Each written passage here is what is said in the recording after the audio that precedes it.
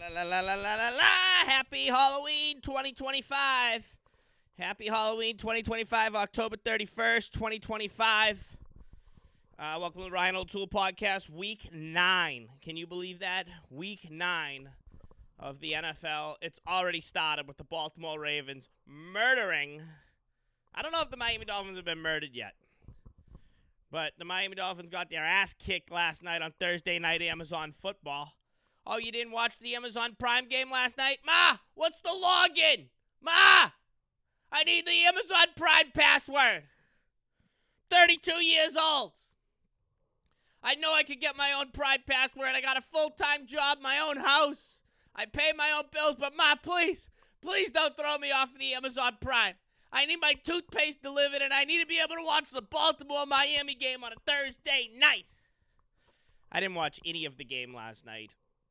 I was out doing comedy. I was out pursuing my dreams, okay, and getting my rent paid. You guys like my Halloween costume? What am I? I am a New England Patriots coach, all right? I don't know who I am. I'm just going to try playing it off, all right? I'm a somewhat in-shape white dude. I'm like how any other football coach is. I look like I could have been an ex-athlete. So if I wear the clothes, put a whistle on, you guys want to hear this? I still haven't full-blown blasted this whistle. You guys want to hear this? Okay, good enough whistle over there. I'll bring that into work. I'm sure people won't be harassed at all at work today when I literally am just going to act like a dickhead for 8 hours. I'm literally going to act like a strict football coach that is going to be telling people ball security is job security. So if I see anyone fucking around with a ball, I'll be dealing with that. Other than that, what's going on? I mean, this might be it. This might be the all-time greatest weekend.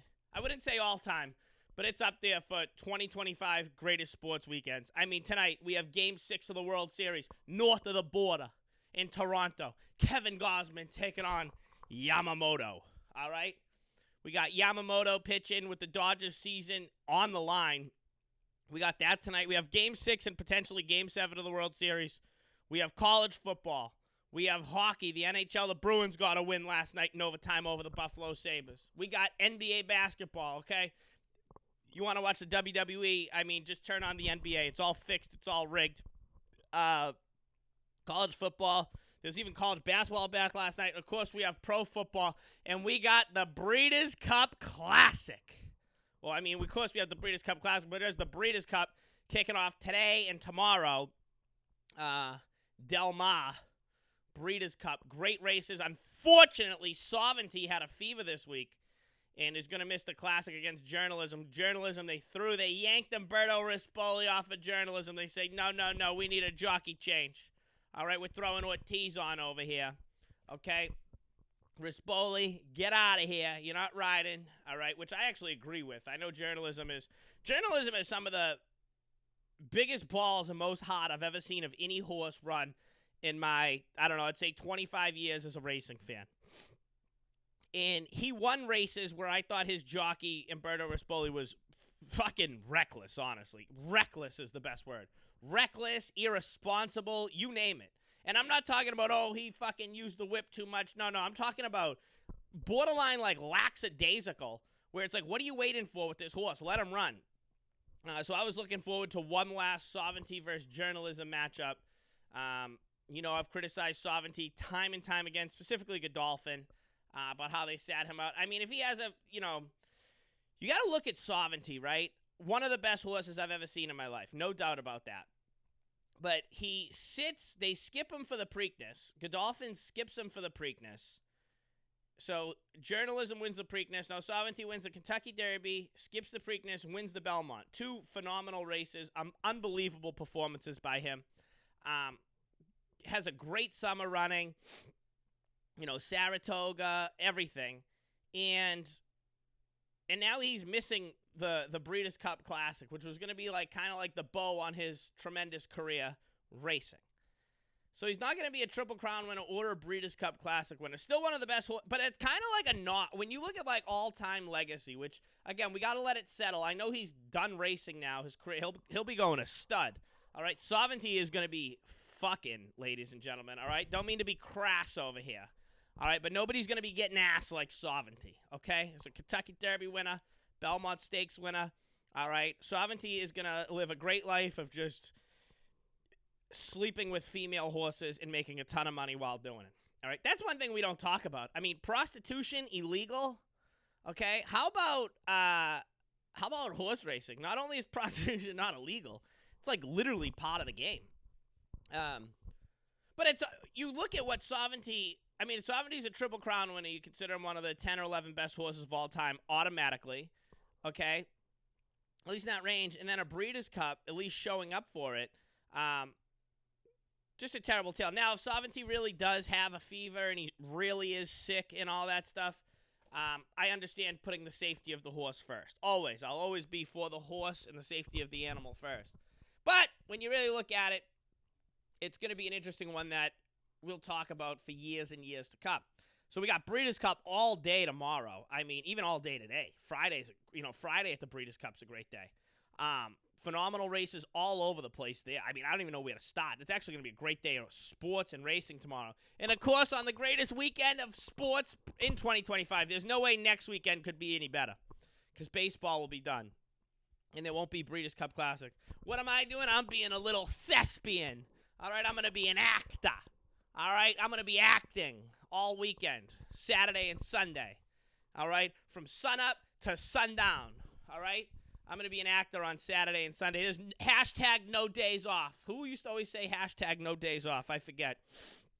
So we'll see. Am I going to be able to catch the Patriots-Falcons game? I don't know. I'm going to need you guys to send me potential links. How's that sound? If you're watching this right now and you know where I'd be able to watch the Atlanta Falcons doing a Patriots game on a cell phone, legally, of course.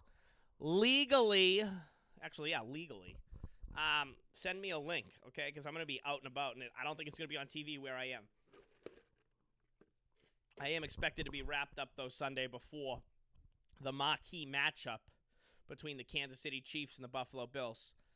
So we'll see that. But, yeah, phenomenal weekend of sports coming up. I don't know what the hell I'm doing. Tonight, I got work. I got to go to work. I'm recording this podcast way later than I usually do.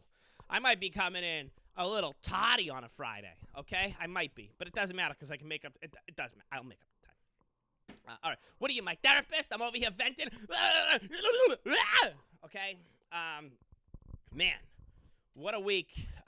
World Series baseball. This Toronto Dodgers World Series is shaping up to be one of the better World Series I've watched. Again, we're only completed 5 games. I can't say it's one of the best yet because if tonight's an absolute stinker, granted, this World Series will be memorable. But if it turns out to be an absolute stinker or Toronto blows them out, then we'll see. But it's turning out to be one of the best. Couple notes on the last couple games, all right?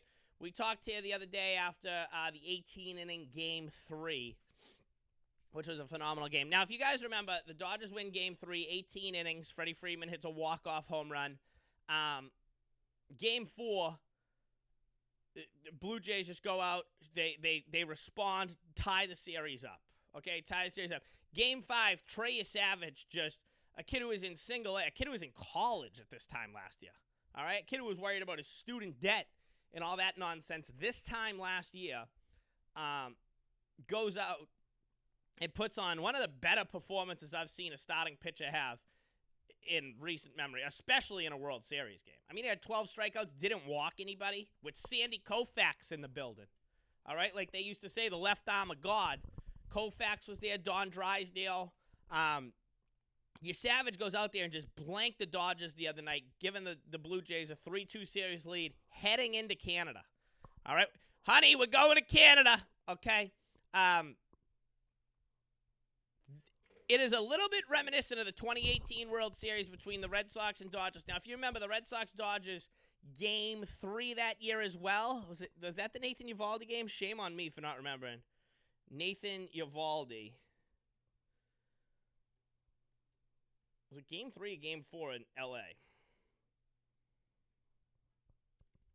But there was an 18-inning game where, it was Game 3. The Dodgers, Nathan Eovaldi, gave up a walk-off home run to Max Muncy in the 18th inning, okay? Now, Eovaldi pitched 7 innings of relief. Oh, well, 6-plus innings. 6-plus innings, all right? But he saved the Red Sox. He threw 97 pitches. All right, threw 97 pitches. Porcello started that game, and he saved the Red Sox bullpen. All right, he saved the Red Sox. The Dodgers were destroyed after. Yeah, the Dodgers won Game 3, but then the series was over. The Sox just won everything else because the Dodgers were fucking depleted and exhausted. Okay, now this Los Angeles team, their bats have totally fallen asleep. Okay, totally fallen asleep. Where Toronto's out there fucking, they're hitting, they're performing, they're pitching well. And again, they got Yamamoto on the mound tonight. I think the Dodgers are going to win. I can't bet. I wouldn't bet against Yamamoto tonight. You know, the way this guy's been pitching, I mean, you know, they say we got to, like, test guys to PEDs. We got to test this Yamamoto guy to make sure he's not, like, a robot or some kind of, I don't even know what, alien or something, okay? Extraterrestrial creature, okay? Because he's pitching out of his mind. That game he had last Friday night was one of the better games I've ever seen, okay? I didn't watch too much of it. I saw the condensed highlights. I don't know what the 30-minute version. But we'll see. So we got a great sports weekend in. Patriots taking on the Atlanta Falcons. What are the Patriots? 4-point favorites. Pats need to just, you know, this is trap game territory right here. Okay, I hear the term trap game thrown around a lot. Okay, trap game, trap game, trap game. People think like a trap game is, people think a trap game is, oh, we didn't think this team would be that good and they played as well. No, trap game is when you're playing a team that you're better than, and next week sitting is a team that might be better than you, or a team that's better than at least the team you're playing. Okay? For example, this weekend in Foxborough, 1:05 p.m. kickoff, okay? New England Patriots are going to be playing the Atlanta Falcons. Next week, they're going to be on the road in Tampa Bay, which a lot of people are calling their toughest game for the rest of the season, okay? So we going to see how the Patriots, if they got their blinders on, okay? You want to have your blinders on just like the great racehorses do. You put those blinders on. You don't care about what these other racehorses on the side, behind you, anything's doing. You're just focusing on front, what's directly in front of you. And we're going to learn a lot about the Patriots this weekend, which, again, an Atlanta opponent they should beat, okay? But this is a true trap game for the New England Patriots, and you want to go out. And again, I have full faith in the New England Patriots. Again, Mike, that's why I'm dressing up as a New England Patriots head coaching staff member, okay? I'm a head coaching staff member. That's what I'm doing, drinking iced coffee, okay? If I was like Mike Vrabel, I'd be chewing giant things of tobacco. All right? Chewing tobacco. All right? So we'll see about that. I mean, you look at the Falcons. Falcons had one nice win, one big win, where they beat the Buffalo Bills at home on Monday Night Football a couple weeks ago. Patriots needed that as well. Totally needed, you know. But other than that, I'm like, Atlanta hasn't impressed me at all. Same nonsense as it was last year. I think they're poorly coached. This guy, Raheem Morris, I don't know how the hell this guy gets a job. Every time I see anything with Atlanta, I'm just like, what do they know what's going on? They had an atrocious outing against the Miami Dolphins on Sunday at home. Dolphins walked all over them, which makes me think Stephen Jones can't be happy. Stephen Ross can't be happy, owner of the Miami Dolphins. He can't be happy that they got that win over there, right? I mean, he was paying Brian Flores to lose. And you got a gimme game against Atlanta, a team that I don't know if Atlanta will have like a worse record than Miami, but they might. Like if Atlanta just falls apart for the rest of the regular season, I wouldn't be like stunned. You know, of course they're gonna try coaching and being tough, but he gets a win against that Atlanta team that like kind of brings them closer to where the Dolphins are, the absolute bottom of the bottom. Okay, and I wonder if that makes it. Of course, it makes him mad. He's paying people to lose, so we'll see. Other than that, the big 4:00 game, Kansas City Buffalo. Again, Patriots fans, I know you don't want to root for Patrick Mahomes, okay? But it is in our rooting interest to root against Buffalo the rest of the season, and we need Kansas City to beat them. All right? Going to be going up there to Buffalo, okay? Maybe the last time, depending on how playoff matchups go. Kansas City will go up there. 4:25, going to be a phenomenal game. Kansas City's favored by, what, 1.5? That's what I saw yesterday. Kansas City favored by 1.5 in that game. I mean, if the Bills don't have Ed Oliver,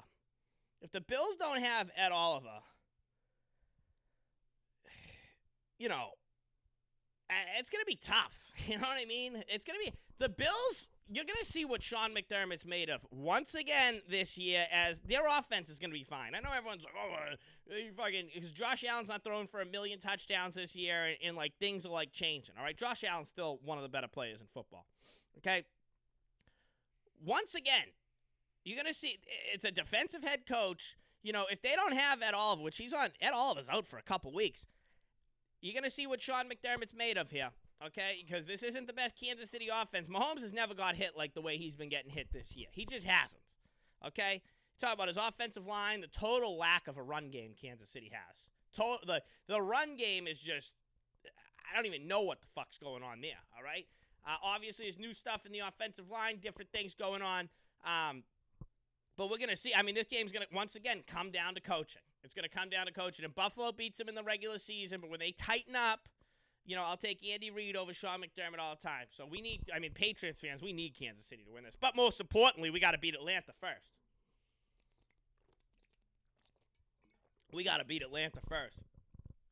So we'll see what's going on over there. Again, I don't know what the hell I'm going to be able to see Sunday. I think I'm going to be done Sunday at like 3:30. So maybe I'll be able to catch some of the end. The beautiful part is I can record the Patriots game. So I have the Patriots game recorded. I'm definitely going to watch it. I might watch it, honestly, over the sun. How about the primetime football games this weekend, by the way? How about, have you guys seen the Sunday night game and the Monday night game? I might just I'm going to fire it up on, obviously, I got the 2 televisions. So I'm going to be watching Patriots priority. Probably not till like 4 or 5 after the games. Sunday night football this week. Seattle taking on the Washington Commanders in Washington.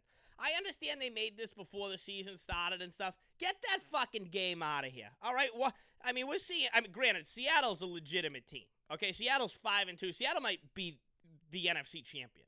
Okay? There's no doubt about that. But this is Sunday Night Football. It's supposed to be a heavyweight title fight. Okay? It's supposed to be 2 fucking teams that you want to see kill each other, best matchup, all that stuff. We got Seattle playing Washington. Washington's not going to be there. There's no Jaden Daniels. That game should have been fucking flexed. Okay, and then Monday Night Football, who they've done a better job the last couple of years of making sure, you know what, not every team has to play on Monday night. We can actually set up good matchups. Monday night, we have Arizona taking on Dallas. Yeah, that's exactly what I want to see on Monday Night Football. Standalone game. 2 sub-500 teams playing. Week 9, 2 teams that have more losses than wins.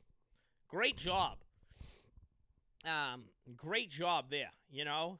Unbelievable. You know, it's like, again, Monday night, I think Monday night games should stay in place, okay? I think Monday night games should stay in place. And there were people that thought Arizona was going to be good before the season. All right, I talked to people over the summer that were saying Arizona was, I'm like, in that division? You put Arizona in put them in the NFC South, they'll still suck, you know? I mean, Jesus Christ. Put Arizona in fucking, I don't know, Pop Warner. They're not that good of a team. Like, let's face it, you know? So I understand that. But you got to flex this Sunday game. I mean, I'll tell you right now. I'll tell you games that would be better. First off, Kansas City, Buffalo, 425, appropriate matchup. I understand not making that Sunday night game, but that's certainly a better game. Broncos, Texans, I would take that over that. I know the Texans are an under 500 team. Colts, Steelers, even though it seems the Steelers are playing primetime every fucking day now, there's just much better games I'd rather see there on. I'd rather see Carolina versus the Packers, dude. Vikings, Lions, I'd rather see. It is actually kind of a weak schedule this week, but we'll see what's going on. But just a lousy primetime games. But nevertheless, we enjoy it because it's going to be a great sports weekend. Okay, we'll have DraftKings. Okay, I'll have to listen to Adam Silver's supposed to put out his briefing about what he's finding out about gambling within the NBA. He's supposed to put that out today. Congress sanctioned him. I think that's the word. So I'll have to act like the NBA's real for a weekend. You know, let's all act like the NBA has integrity. Adam Silver, of course, with this whole Terry Rozier nonsense, saying, I mean, Adam Silver, the part that can't get lost is Adam Silver cleared Terry Rozier. That's like the one thing we can't lose in this. Adam Silver said, no, nothing bad happened with Terry Rozier. Yet the federal government is saying, no. And the things the federal government are accusing the NBA about, specifically Terry Rozier, and I think others, hey, not only are we saying, I mean, this guy was fixing games. He's fixing results on gambling. So, hey, fucking go at these guys, It's so funny, the NBA, too, right? Like, the NBA is going to take this hard stance against fucking gambling and all this stuff when their most famous player they have in the league, LeBron James, is, how many times do we see LeBron James on DraftKings commercials? Him and Kevin Hart. So guys aren't allowed to gamble on games, but you could have like one of the all-time players on a commercial I have to see 1,000 times every Sunday when football's on. I mean, LeBron's literally like on DraftKings commercials every 15 seconds. But none of the players are betting, right, Adam Silver? Yeah. Oh, yeah, the NBA's not staged, right? You have teams intentionally losing games. All right? If Terry Rozier is going to go out there and tell his friends, hey, I'm only playing 10 minutes tonight, Chauncey Billups doing the same, talking about other players, what difference does it make when Philadelphia's throwing entire seasons in the trash? All right? Portland's openly tanked. All these teams, Charlotte, New Orleans, all these teams that have intentionally tanked, they were intentionally losing games. How about you get the owners in federal court? How about that? All right?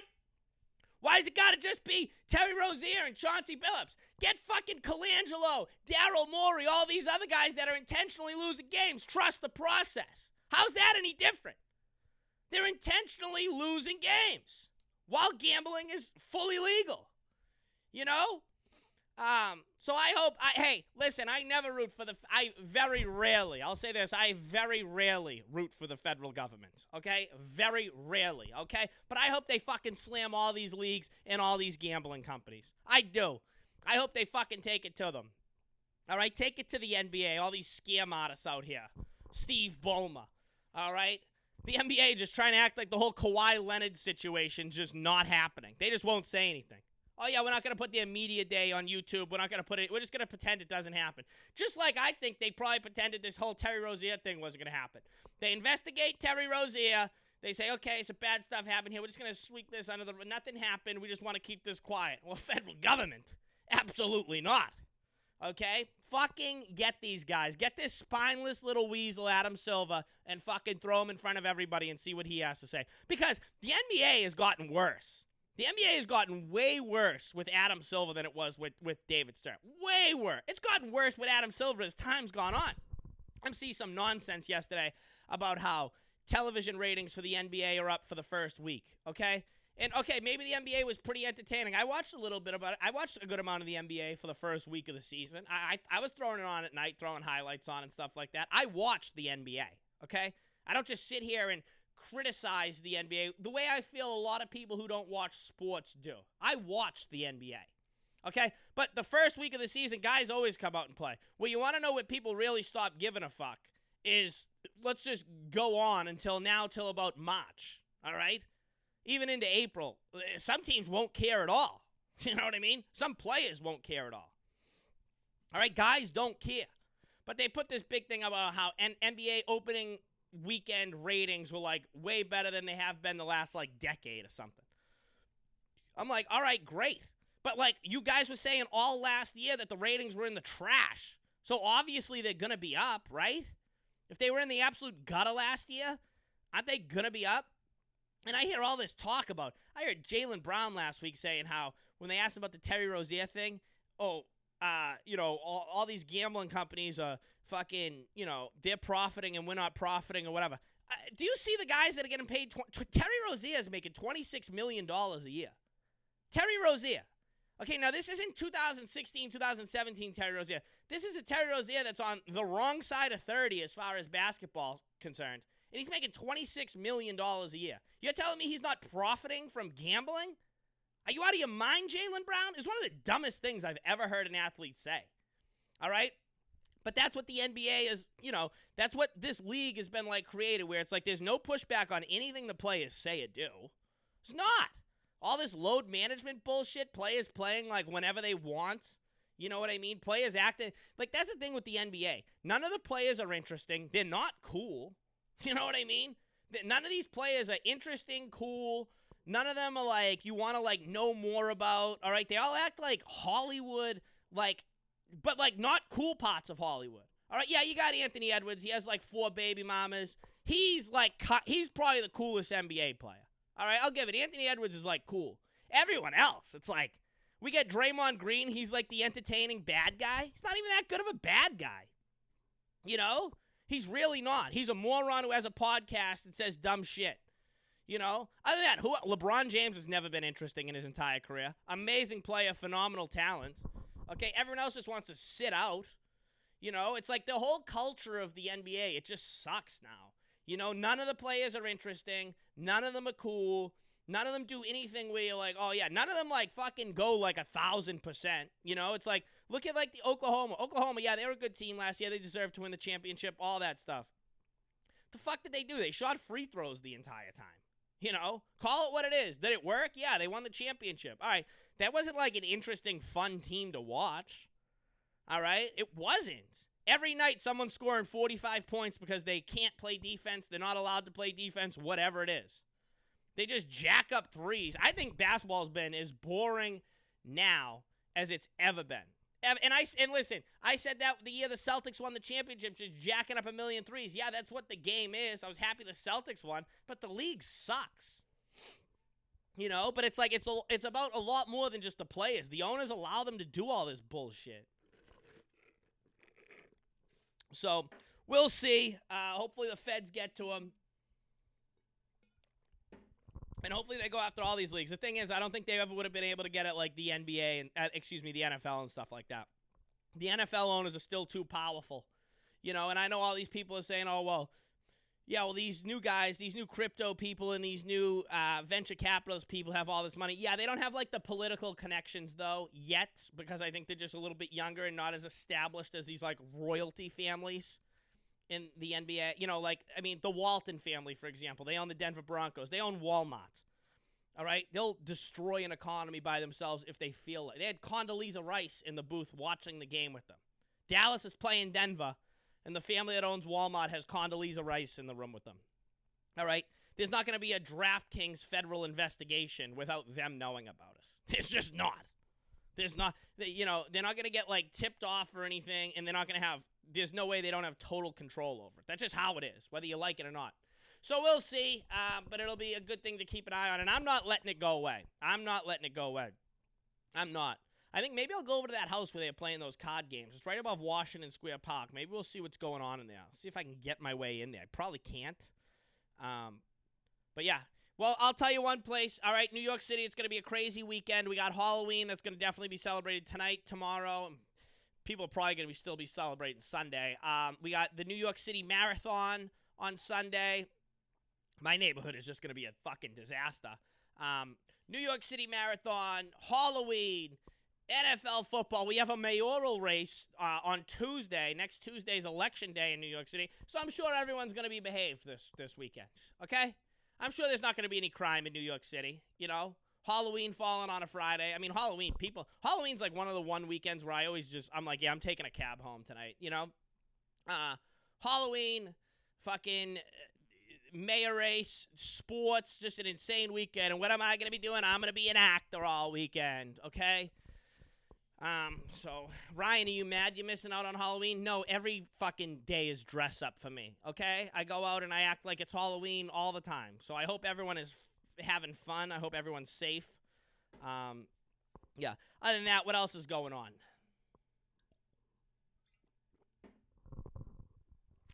I saw the Cleveland Browns said that there's no way they're trading Myles Garrett. Why would the Browns want to keep Myles Garrett? Granted, now this is the Browns we are talking about, so we have no idea what the hell these people are thinking. But why would they want to keep Myles Garrett? They signed him to that big contract extension this offseason after he put out a memo saying he wants to win, okay? Then they put, what was it, $140 million or something. Signs a contract extension, gets paid. So, I mean, they don't really have to trade him if they don't want to. But the Browns are terrible. They're obviously in, like, a rebuilding mode with, I mean, Dylan Gabriel or Shedeur Sanders or whoever their young quarterback's going to be. If you were the Browns, wouldn't you just want to trade Myles Garrett for as many draft picks as you can, even though they're going to take a hit with the cap next season and I think even maybe the season after? Wouldn't you want to just trade him? Like, why would they keep him? Do the Browns think they're going to win like next year? They're going to have one of these turnaround years like, I don't know, Washington had last year, or hopefully the Patriots are doing this year. Do they like think that's going to happen? They already have Jacksonville's first round pick from the pick to trade up and get Travis Hunter. Wouldn't you rather add another one? If you're the Browns and you could have the potential to have 3 first round draft picks, wouldn't you do that? I mean, what would Myles Garrett get? I think Myles Garrett, right, under the contract he's in, I think Myles Garrett right now, I'm talking about right now, because the longer they hold on to him, his value goes down. So if they don't trade him before next Tuesday, he's not worth what his maximum value. Right now, his maximum value is from now until Tuesday. Okay? I think they'd be able to get at least 2 first-round draft picks for Myles Garrett. I think no matter what team it is or whatever, if you were to trade for Myles Garrett before Tuesday's NFL trade deadline, you would definitely get 2 first-round draft picks. And there's other stuff attached to that, too. Then you could talk but the big thing would be 2 first-round draft picks. Why would you not do that if you're Cleveland? They already got the extra first-round draft pick from Jacksonville. You know, I understand they're probably embarrassed because they're still paying Deshaun Watson his guaranteed money and he doesn't play. But I'm like, looking at it, the more it goes on, I'm like, shouldn't you just trade this guy?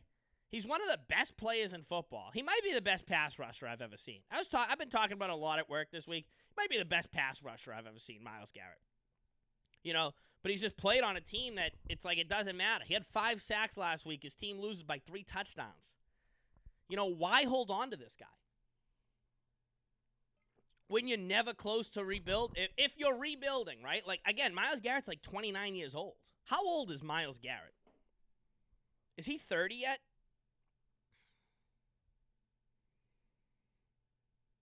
What's he? I think he's 29. 29 years old. He'll be 30 years old right before the new year. So he's about a month away from turning 30 years, 2 months away from turning 30 years old. Trade him! What the hell are you thinking? You know, if I was Buffalo, I'd go after him. If I was the Patriots, I don't know. I would love Myles Garrett on the Patriots. But yeah, that's a tough one. Buffalo, I'd get him. Kansas City, I would trade from. These teams that are like very close to doing it, why wouldn't you? Why the fuck would you not? Look how much better Green Bay is this year just because of Micah Parsons. You know? They're so much better. And I think Garrett's better than Parsons. I do. I think Myles Garrett's a better player than Micah Parsons. I just can't believe how they keep saying. I don't know if I believe Cleveland, though. They might just be trying to fucking jack up that ask or whatever it is. So we'll see. We'll keep that eye out on that. Other than that, got a great weekend ahead of us. Do I have any retard of the week? No, I'm going to wait for retard of the week till Tuesday. I know we haven't been doing that. I had a couple people DM me. A lot of people have been going through listening to old podcasts and loved retard of the week. So retard of the week will be back on Tuesday. I'm going to let the weekend play out. Trust me, it's Halloween weekend. There will be a clear-cut retard of the week. All right? I hope everybody has fun this weekend. All right? I know how Halloween is. All right? It's a great party weekend. Look at me. I'm dressed up as a fucking football coach in my living room at 10:20 a.m. Okay? I'm going to be late for work. Ryan, why were you late today? Oh, I was just dressing up as a football coach, blowing a fucking whistle on camera because it's Halloween weekend. Okay, is that a I'm 30. Yes, I am. It is true. I am 32 years old. Yeah. Yeah, no, I did. I also did miss part of work this week because I was being sued in civil court. Yeah. But no, everything's good. Okay. Have fun, be safe, but be careful out there because it's shithead weekend 101. Okay? Criminals love committing crime on Halloween. It's just how it is. People love getting stabbed. People love stabbing people. I wouldn't say people love getting stabbed, but Halloween, people love stabbing people. Obviously, if you're driving, fucking take Uber. Don't drive. It's not worth it. You want to get wrecked and dress. No one wants to get a DUI dressed up as fucking Wendy Adams from the Addams Family, okay? No one wants to get a DUI dressed up as, I don't know, the people from Pulp Fiction. Okay? We don't want that, okay? And you don't want to fucking kill somebody. You don't want to pull a Henry Ruggs and, I don't know, damage somebody else. You don't want to hurt an innocent victim while you're dressed up as Sleepy Hollow or something, all right? You don't want to do that. So be careful driving. Have fun. Be safe. Go Patriots. Enjoy a phenomenal sports weekend. let's go journalism. I want to see journalism close out his career with a Breeders' Cup Classic win. I love that horse. Pulling for him. The Breeders' Cup Dirt Mile. I mean, there's so many great races on Saturday. Even Friday today, there's some good races. So enjoy racing, enjoy sports, enjoy baseball. Yamamoto on the bump tonight. And everybody, God bless America. God bless the world. And we got to pay rent tomorrow. Good Lord. How about that? Pay your rent. Do what you got to do. November is here. Mañana. Like, share, subscribe. I'll be back here on either Monday or Tuesday. I'm not sure. I'm going to try doing Monday morning. I'm going to try being back here Monday morning, but it might be Actually, no. I'll be back here Monday. I'm either going to be back here Sunday night or Monday morning. See you then. Like, share, subscribe. Do all that. Peace, bitch.